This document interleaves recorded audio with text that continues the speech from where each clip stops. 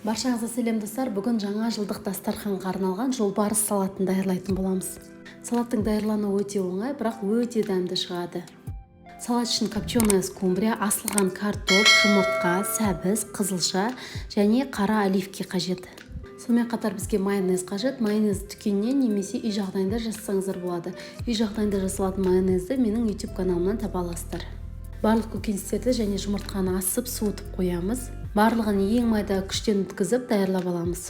Ең алдымен тарелкаға картопты төсеп, онымен біз жолбарыстың бейнесін жасаймыз.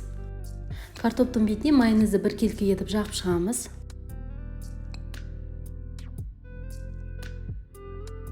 Копченая скумбрияны майда төртбұрышты бөліктерге бөліп, оны картоптың үстіне орналастырамыз. Скумбрияның бетіне майонез жағып шығамыз. Скумбрияның бетіне қызылшаны орналастырамыз, оның үстіне майонез жағып шығамыз.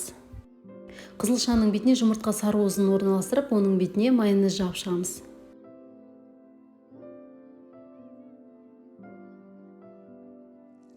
Жолбарыстың сыртының барлығын оның түсіне сай сәбізбен қаптап шығамыз. Келесі кезекте жолбарыстың аузын, құлағын біз майонез жағып аламыз.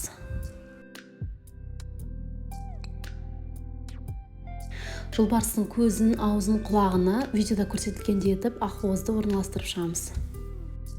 Жолбарыстың көзін, мұрнын және мұртын маслинамен жасаймыз, ал аузын қызанақпен жасаймыз.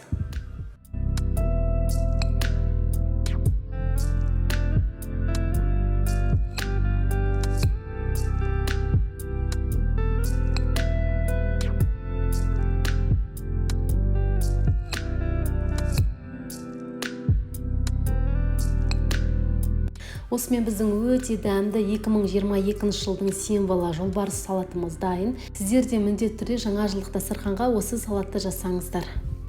Ал мен сіздермен тек қана ерекше тағамдардың, әртүрлі торттар мен десерттердің рецептімен бөлісемін.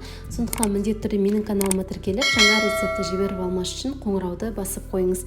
Менімен бірге болып, менің каналымның дамуына үлесіңізді қосып жатқаныңыз үшін сізге алғыс айтқым келеді.